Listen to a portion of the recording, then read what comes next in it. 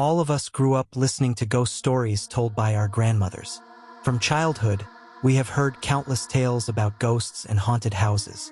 Although the modern world often denies the existence of spirits, almost every country still has hundreds of haunted places that continue to spark curiosity.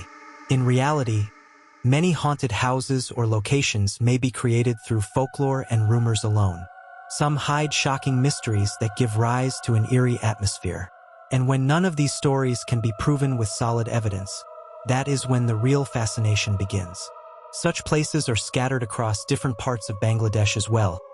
And even in this age of satellites and the internet, spine-chilling tales about them continue to circulate. Today, I am sharing one such haunted house story. The house is located in the Dhanmondi area of the capital city. For obvious reasons, its exact address will remain undisclosed. To find out whether the stories were true, I visited the house in broad daylight. I was already familiar with the location, so finding it was not difficult. The real challenge was uncovering the truth behind its haunted reputation. From the tea stall owner nearby to the building's caretaker, every word they spoke carried an air of mystery.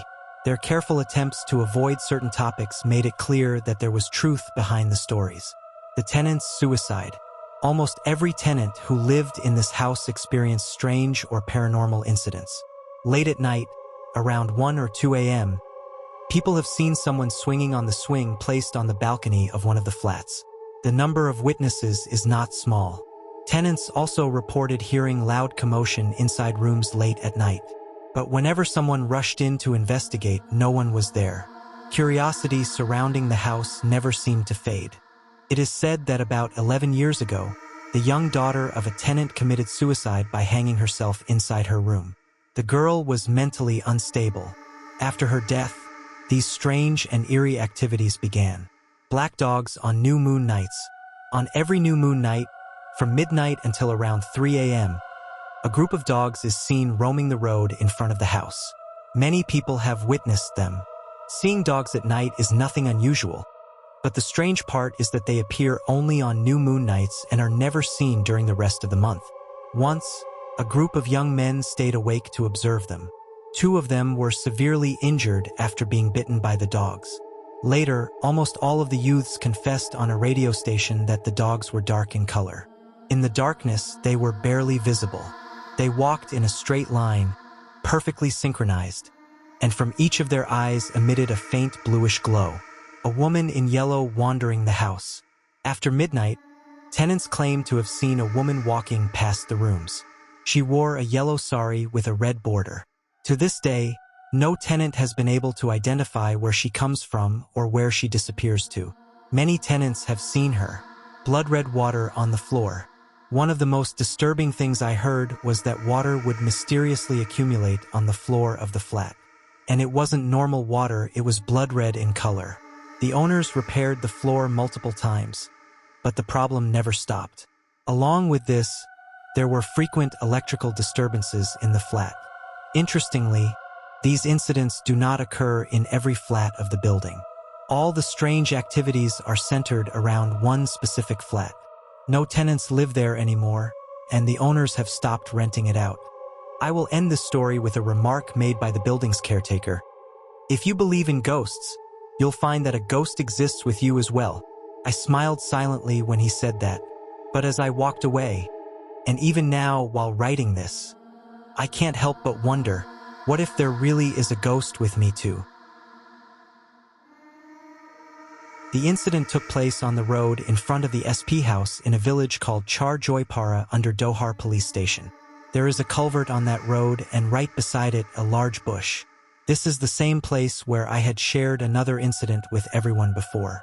Now, I am going to share yet another terrifying incident that happened at that very spot. This incident took place about 7 to 8 years ago. One night, a rickshaw puller was traveling along that road with a passenger. It was around 11 o'clock or 11:30 at night. As we know, in villages most people go to sleep by 9 or 10 at night, so the area was completely deserted at that time. Both of them were moving along the road when, from a short distance away, they suddenly noticed something white. As they got closer to the culvert, they saw what looked like a dead body lying on top of it, covered with a white cloth. They both got down from the rickshaw and went closer to the body. They were shocked. Who could have left a dead body here at such a late hour? The passenger said to the rickshaw puller, "Maybe someone dumped the body here. Let's take it and arrange a burial." But the rickshaw puller refused. He told the man, "Please just give me my fare. I can't carry a dead body." The man replied, "All right, I'll give you 100 taka extra." Hearing this, the rickshaw puller finally agreed, but on one condition: the passenger himself would have to lift the body. The man agreed. When the man went closer and lifted the cloth from the face of the body, he saw that the eyes were open, just like how someone looks when they die with their eyes open. He became frightened. Then, as he moved more of the cloth away from the body, he noticed something even more disturbing. The body was covered in thick hair, far thicker than that of any normal human. The hair looked exactly like the wool on a sheep's body. Seeing this, the man screamed and instantly fainted.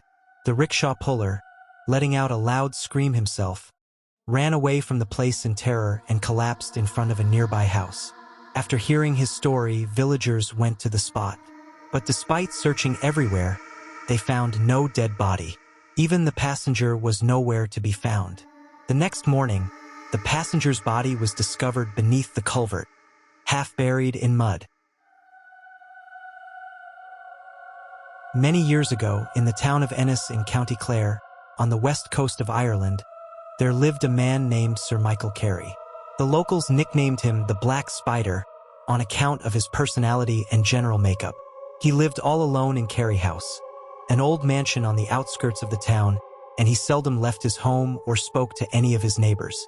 One dark night, there was a fierce storm that shook the windows and rattled the doors of every house in Ennis.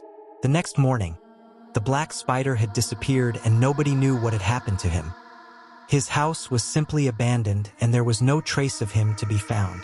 Since he had no close family, the house was auctioned off to the highest bidder to pay off the old man's debts. The locals were a superstitious, God-fearing bunch, and soon, wild rumors began to spread throughout the town. According to the legend, that dark and stormy night, the devil had come to Ennis and spirited the old man away, leaving neither hide nor hair of him behind. The abandoned Carey house gained a fearful reputation and many people believed it was haunted by the ghost of the Black Spider. The man who bought the house tried to rent it out, but nobody would dare to spend the night in it. The house lay empty for many years and everybody for miles around avoided it like the plague. Eventually, the old house was rented by a wealthy family from Dublin by the name of Leftwich. They owned a grocer's shop and there was almost a dozen children, mostly boys and one girl. The oldest child was a tall, red-headed strip of a girl named Nora who helped her mother with the cooking and took care of her younger siblings. The youngest child was named Patrick and he was not even the height of your knee. The family lived in the house while the father remained in Dublin, taking care of the shop. The rent was only £20 a year, but the owner had warned them not to go near the attic bedroom. He said there were rats in the attic and they couldn't be gotten rid of. So that was the reason the rent was so low. He warned them to keep the door to the attic shut and to ignore any noises the rats made at night. The family lived there for a full month without any problems. Then one day, something very strange happened. Nora was cleaning the bedrooms on the top floor when she happened to open the door of the attic bedroom by mistake. She let out a blood-curdling screech, slammed the door and ran downstairs crying and screaming at the top of her lungs. When her mother saw her, she tried to calm her down, but it was no use. Eventually, she managed to get a few words out and told her mother exactly what she had seen. She said that when she opened the door, there was a horrible figure sitting in the middle of the floor. Through her tears, the girl described it as an old man in a black coat and hat. The most horrible thing, she said, was that he didn't have a face. It was more like one of those masks that children make out of a bit of paper with holes cut in it. The other children didn't believe her, and her mother told them all it must have been a rat she saw.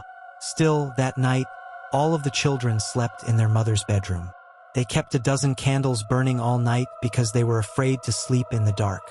Sometime after midnight, the mother was awoken from her sleep by the youngest boy, little Patrick. "Mammy," he said, "do you hear the scratching too?" She sat up in bed to listen, and she was shocked when she could hear a distant scratching sound as well. It seemed to be coming from the attic bedroom. Within minutes, all of the other children were awake and out of bed, listening to the scratching sound. Their teeth were chattering and their knees were knocking. They opened their bedroom door and peered out into the darkened corridor. As they watched in horror, the handle of the attic bedroom door began to turn. They didn't wait to see what was coming out. Instead, they locked themselves in their mother's bedroom and didn't come out until the next morning. As soon as it was light, the terrified family began packing their bags and ordered 2 cars to take them back to Dublin. They were all ready to go when the mother suddenly stopped and looked around her like a hen counting her chickens. "Where's little Patrick?" she said. They all froze and stared at each other, eyes wide with fear. "I don't know," replied one of the other boys. "But I thought I saw him go upstairs." Without another word, the whole family rushed up the stairs, and when they came to the landing, they saw little Patrick standing near the door of the attic bedroom. Before any of them had a chance to call out to him, the door suddenly creaked open and a grimy black hand emerged from the darkness. It grabbed little Patrick and dragged him into the attic bedroom. They ran to the doorway and got there just in time to see Patrick being dragged up the chimney. Nora dived into the room and just managed to get a hold of the little boy's foot before it disappeared up the chimney. The girl pulled and struggled and screamed and bawled until the thing in the chimney let go of the child and he came tumbling down into the fireplace, kicking and thrashing and squealing like a little piglet. Nora didn't pause for a moment. She grabbed her little brother by the scruff of the neck and ran back downstairs with him and out into the front garden. There, his mother managed to calm him down, and the little boy told them what he remembered. He said he had been grabbed by a big black spider. The mother immediately called the police, and within minutes a car pulled up carrying the sergeant and one of his officers. When the sergeant heard the little boy's story, he went up to the attic bedroom and took a look around. When he came down again, his face was pale as a ghost. "Go back to the police station," he said to his officer, "and fetch me 2 shotguns with ammunition. Be quick about it. I'm a brave man, but I don't want to hear any longer than is necessary." The police officer hurried off, and 10 minutes later, he returned with the shotguns. "Maybe it was a ghost they saw," said the officer. "Maybe it's a priest and holy water we need for this job instead of you, me, and these guns." "Take off your boots," replied the sergeant. "This is no ghost. Ghosts can't pull children up chimneys."